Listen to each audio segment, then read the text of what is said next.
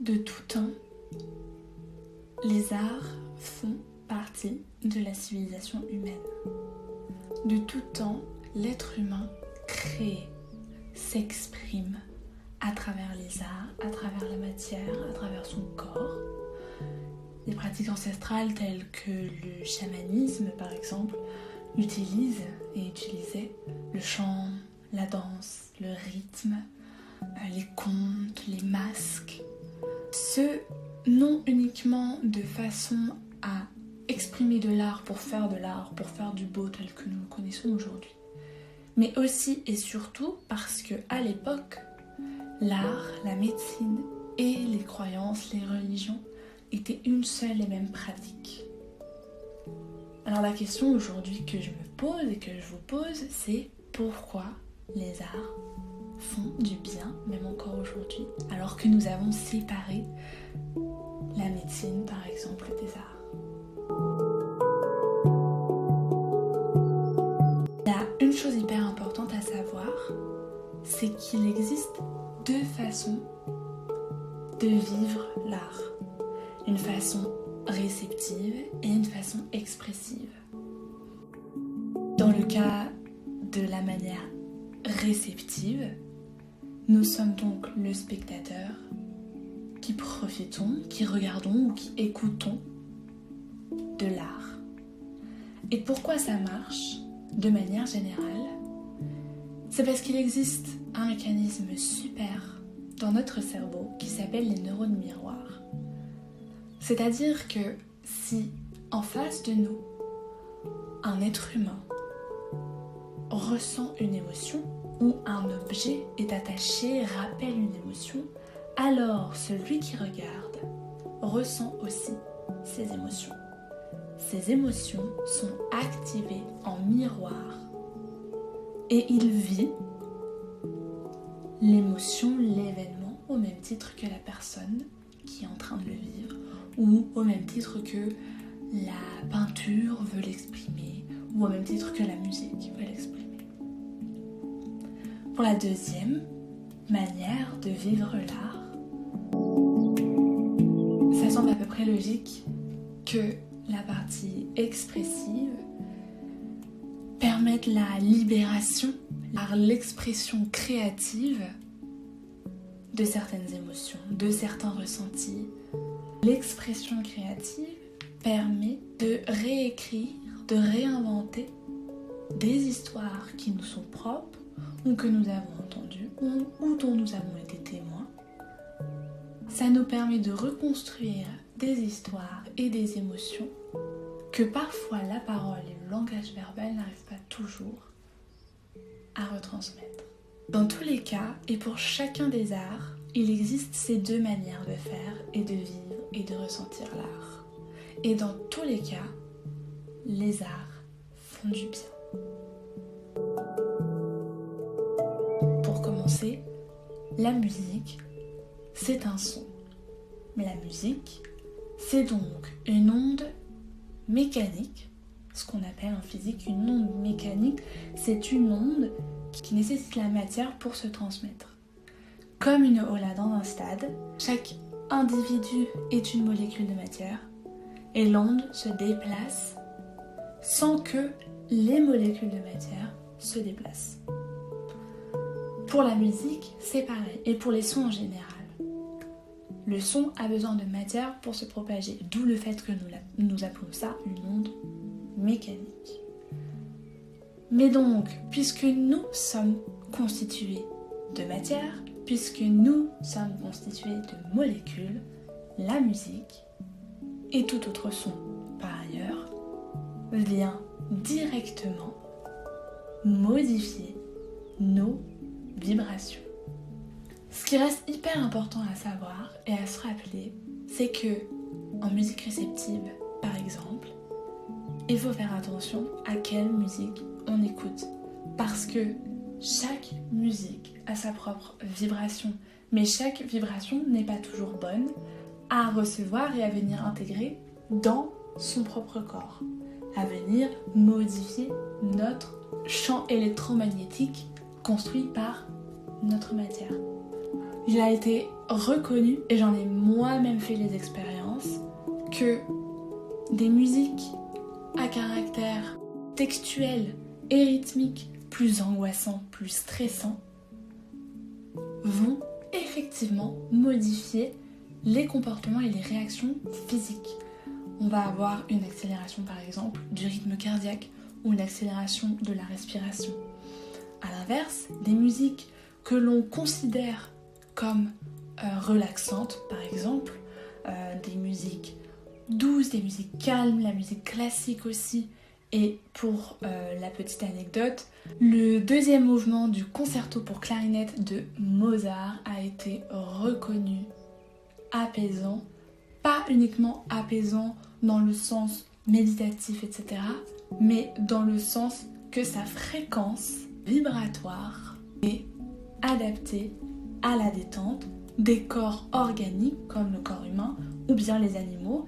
Certains paysans diffusent le deuxième mouvement du concerto pour clarinette de Mozart dans leurs étables pour avoir un lait de meilleure qualité. Donc si vous ne savez pas quoi écouter ce soir, je vous le conseille, il est absolument génial. Et pour ce fameux deuxième mouvement, il est reconnu donc que la respiration se calme, elle s'allonge, le rythme cardiaque également, et c'est ça qui est important.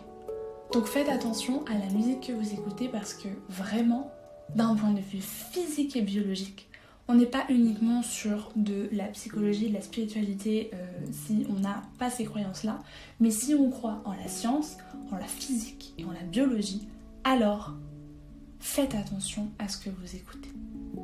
Et bien évidemment, pour la musique expressive, alors il semble à peu près évident qu'exprimer ses émotions à travers un instrument est parfois libérateur et parfois même catalyseur d'une expulsion émotionnelle, puisqu'on utilise un autre intermédiaire pour l'expression de nos émotions que parfois l'utilisation de la parole compromet.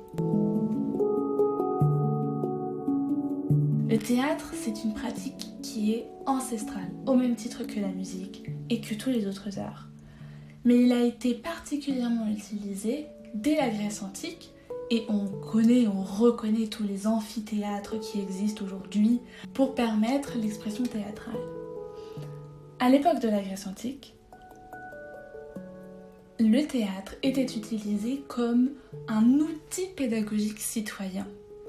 Et pourquoi je parle de ça, vous allez tout de suite faire le lien. Pourquoi outil pédagogique ?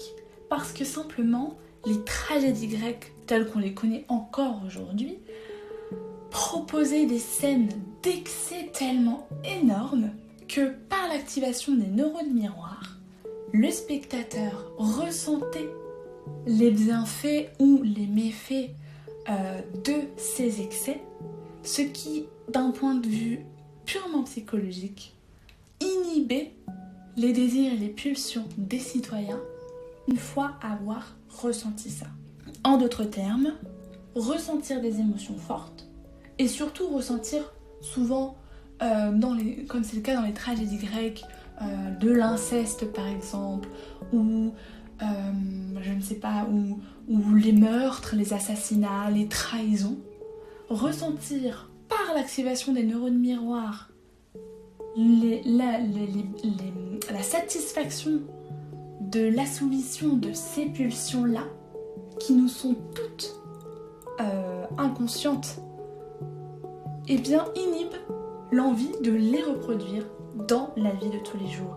Donc le lien avec l'outil, avec la pédagogie que les Grecs utilisaient à travers le théâtre, c'est que cela permettait aux citoyens de ne pas ressentir de pulsions assassines, meurtrières, incestueuses, etc.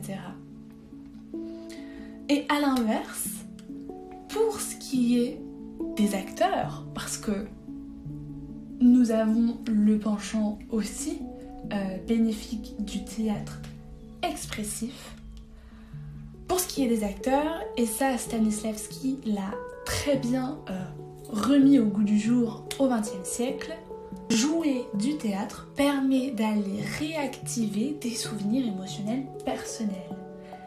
Sa méthode de jeu était d'aller puiser et chercher à l'intérieur de soi des émotions, des vécus, des souvenirs qui nous sont propres pour les mettre au profit de leur jeu et de leur incarnation d'un personnage. Et donc là aussi, l'expression artistique et l'expression théâtrale en l'occurrence permet la libération de certaines émotions. Parce que ce que Moreno a aussi découvert, c'est que parfois, jouer son propre rôle est extrêmement libérateur sans même véritablement s'en rendre compte. Il a fait l'expérience de mettre en place ce qu'il a appelé le théâtre spontané pour sortir un petit peu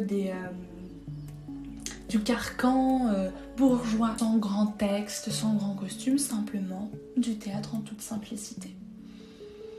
Et puis, un jour, un de ses acteurs, / amis, vient le voir en toute confession, en toute intimité, pour lui confesser que sa femme à la maison le maltraite. Est méchante, elle l'insulte, c'est une vraie mégère. Et il ne comprend pas vraiment pourquoi, mais à ce moment-là, Moreno a une intuition qu'il avait commencé à observer déjà durant la pratique de ses ateliers. Ce qu'il met en place, c'est que la semaine d'après, il propose à la femme de cet ami et acteur, qui est elle aussi actrice et fait partie de ce groupe de théâtre spontané, de jouer un rôle absolument insupportable. De jouer le rôle d'une mégère, méchante, insultante, mauvaise, mesquine, etc. Sans lui dire quoi que ce soit, simplement en mettant la raison à l'expérimentation, on essaye, on change les rôles. Sans grande surprise, sur scène, elle expurge, elle libère sans conscience un bon nombre d'insultes et de méchanceté, et elle incarne, autrement dit, ce rôle à la perfection. La semaine d'encore après, son ami revient pour lui dire « Écoute, je sais pas ce que tu as fait, mais à la maison ça va beaucoup mieux. » Et là est toute la magie du théâtre expressif, dans le sens où faire du théâtre permet de libérer des émotions et des souvenirs, parfois même de recréer des souvenirs traumatiques, des événements difficiles, à des fins de se faire du bien, à des fins thérapeutiques.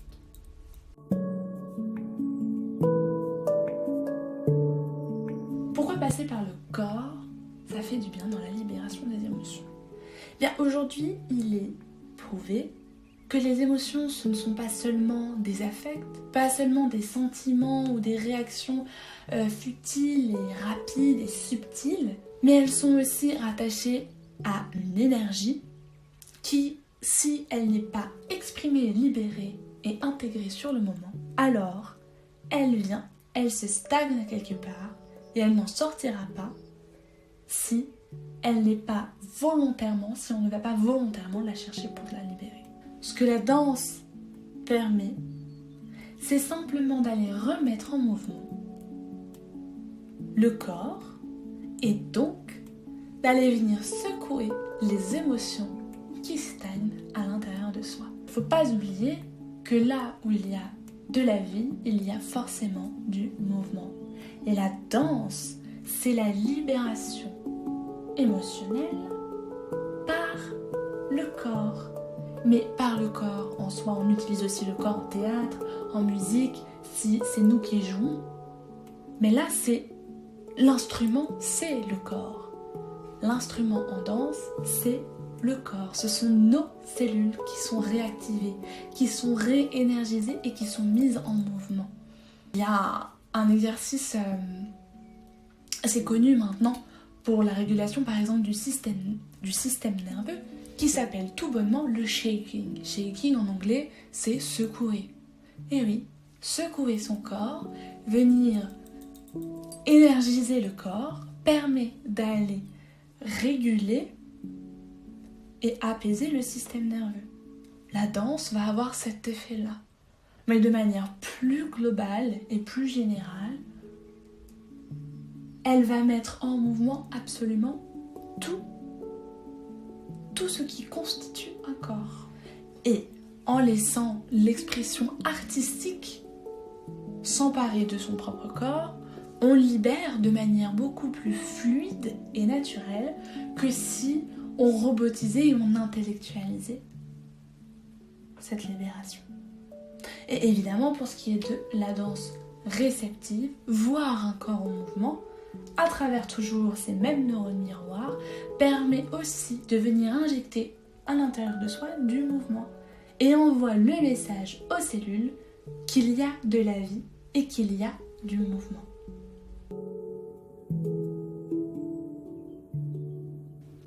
Et bien, les arts plastiques, on est toujours sur la même chose. D'un point de vue réceptif, les différentes couleurs, les différents motifs qui s'en dégagent sur une peinture ou dans une sculpture vont avoir un effet sur les neurones miroirs, un effet d'activation et donc un effet émotionnel sur le corps, sur la personne et sur la psyché. Il est connu aujourd'hui et reconnu que d'une couleur à l'autre, eh bien, sont attachées différentes émotions. Le bleu par exemple pour le calme, la tranquillité.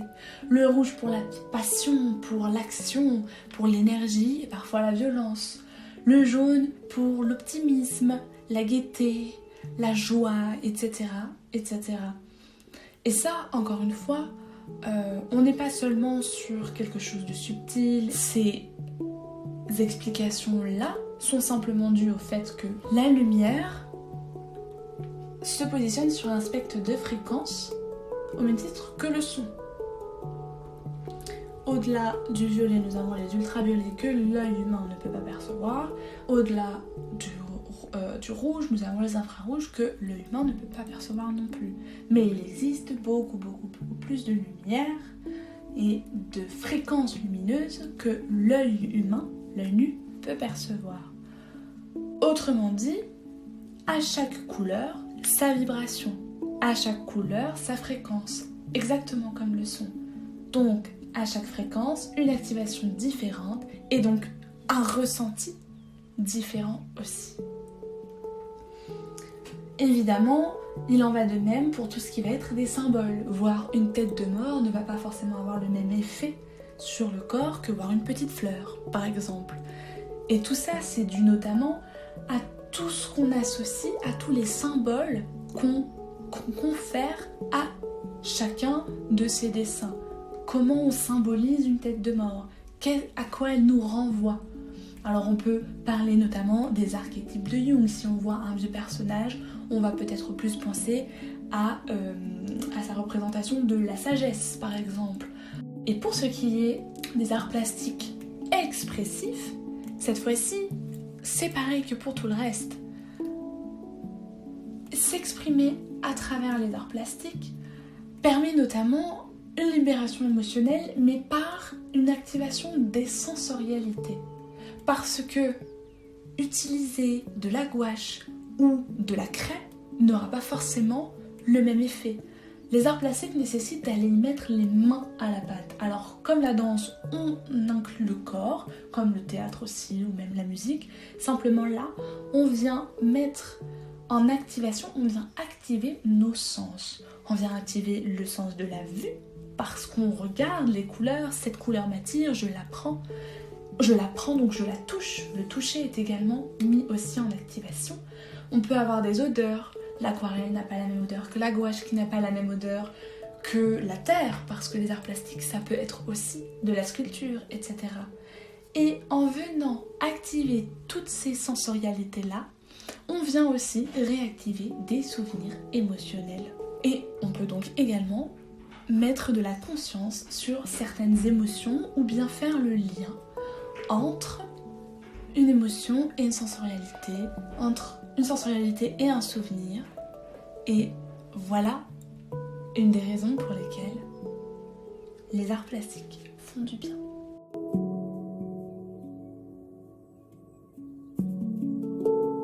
Alors, voilà, c'est à peu près tout pour aujourd'hui. J'espère que ça vous a plu. Dites-moi si vous voulez plus de vidéos comme ça. Ce que je peux dire en tout cas, c'est que de manière générale, les arts sont hyper importants dans la libération de ces émotions et dans aussi et surtout dans l'apprentissage de la connaissance de soi. Parce que s'exprimer à travers la matière, à travers son propre corps, le son, l'image, etc., c'est ouvrir la fenêtre de sa propre conscience. Alors je vous invite tous et toutes à intégrer au moins une expression artistique dans sa vie, parce que je pense que c'est important et que ça permet une autre forme de libération, un autre moyen de bien-être. Et la deuxième chose que j'ai envie de dire pour conclure, c'est qu'il faut faire attention à ce que l'on consomme. Et c'est le cas pour la musique, les arts plastiques, etc. Faites attention, ou en tout cas, pas dans le sens de se priver, mais dans le sens de consommer en conscience quand il va s'agir de certaines thématiques qui peuvent abaisser un petit peu notre niveau d'énergie du moment, qui peuvent nous influencer vers des émotions plus négatives, etc. Sur ce, prenez soin de vous et à bientôt.